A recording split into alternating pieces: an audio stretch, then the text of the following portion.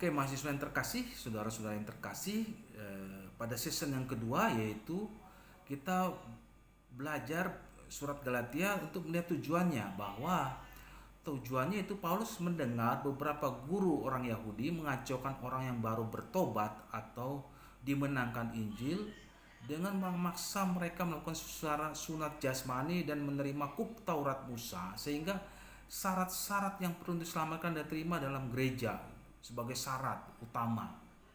Jadi Paulus menulis surat ini supaya yaitu untuk menegaskan bahwa syarat-syarat yang dituntut hukum seperti sunat di bawah perjanjian lama tidak ada hubungan dengan pekerjaan kasih karunia Allah di dalam Kristus, di dalam keselamatan di bawah perjanjian baru, seperti itu. Ya. Jadi bukan sunat itu yang menyelamatkan, tapi kasih karunia, seperti itu. Sunat jasmani maksudnya di sini, bukan sunat secara rohani, sunat jasmani. Karena ada pemikiran betapa bangganya, betapa luar biasanya orang-orang tertentu yang bangga bahwa dia disunat jasmani otomatis selamat. Ya, itu sebagai syarat mutlak, seolah-olah lebih kudus, lebih suci. Ya, bisa jadi seperti itu. Ya. Lalu yang kedua yaitu menegaskan lagi dengan bahwa jelas, yaitu orang percaya itu menerima Roh Kudus dan hidup rohani oleh iman kepada Yesus Kristus, juga bukan ikatan kepada hukum Taurat atau perjanjian lama.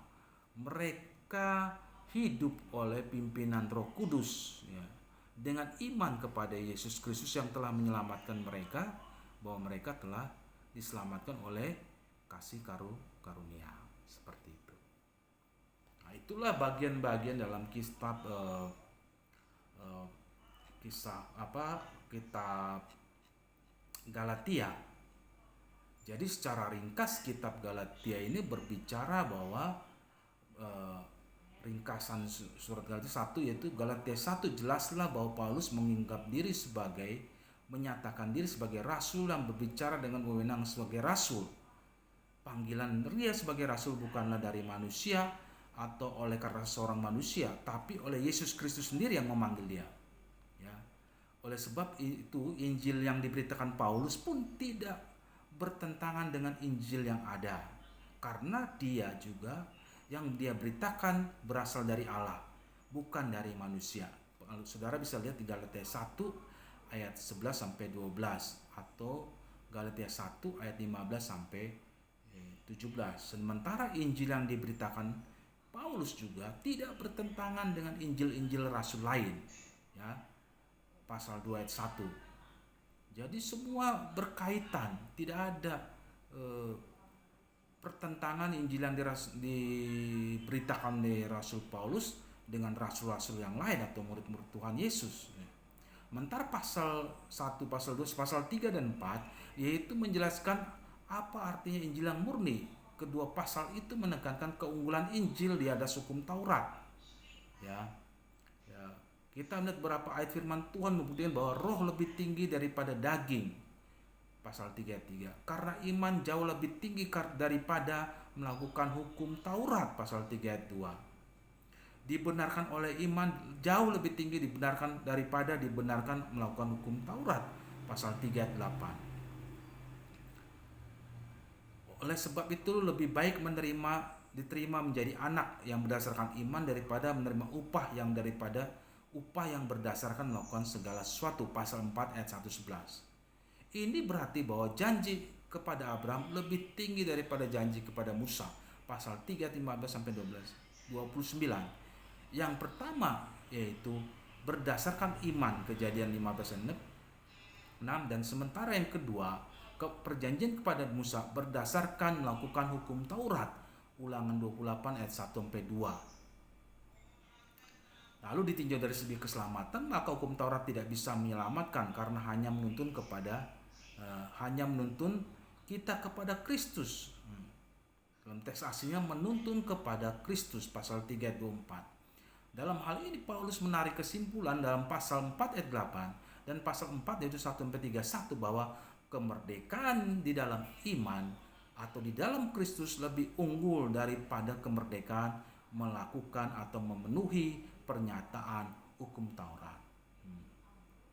Jadi kita bisa lihat ini seolah-olah Paulus mengira bukan Paulus, maksudnya orang-orang Yahudi mengira bahwa melakukan hukum Taurat itu lebih besar, lebih tinggi untuk bisa diselamatkan kepada manusia itu sendiri. Yang keempat itu seolah-olah Paulus mengira bahwa guru-guru sesat itu akan mendakwa dia karena menurut mereka dia memberitakan suatu Injil yang membawa kemerdekaan tak terkendali. Padahal bukan seperti itu. Paulus menegaskan dalam pasal 5 dan 6 bahwa tidak benar untuk orang dimerdekakan dalam Kristus menjadi tidak terkendali. Justru dinasihatin supaya kamu jangan mempergunakan kemerdekaan itu sebagai kesempatan untuk hidup dalam dosa. Salah kalau kita dimerdekakan dalam Kristus mendapat kasih karunia lalu kita menggunakan tuh kesempatan berbuat dosa. Salah. Jadi jangan digunakan kesempatan berbuat dosa. Pasal 5 ayat 13 ya. Justru kita merdeka itu untuk melayani. Kita merdeka di dalam Kristus, kita untuk melayani dalam kasih. Kemerdekaan di dalam roh bukan untuk perhambaan di bawah keinginan daging, justru di dalam keinginan roh. Itu. Nah, ini yang harus dimengerti tentang arti kemerdekaan. Jelaslah bahwa pokok utama dalam surat ini adalah kemerdekaan oleh Injil. Karena perkataan bebas atau merdeka terdapat lebih dari 10 kali dalam surat Galatia.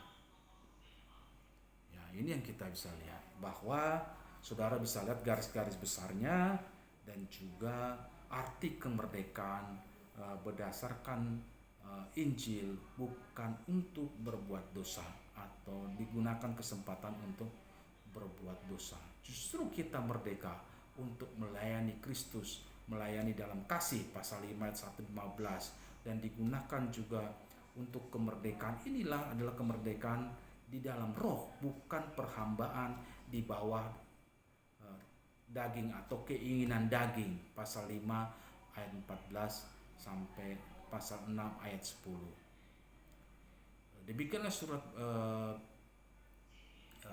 Galatia, pelajaran surat Galatia pada hari ini. Kalau ada nanti pertanyaan bisa diajukan kepada saya melalui WA atau telepon atau lewat email. Kiranya pelajaran ini menjadi berkat buat kita semua. Tuhan Yesus memberkati. Amin.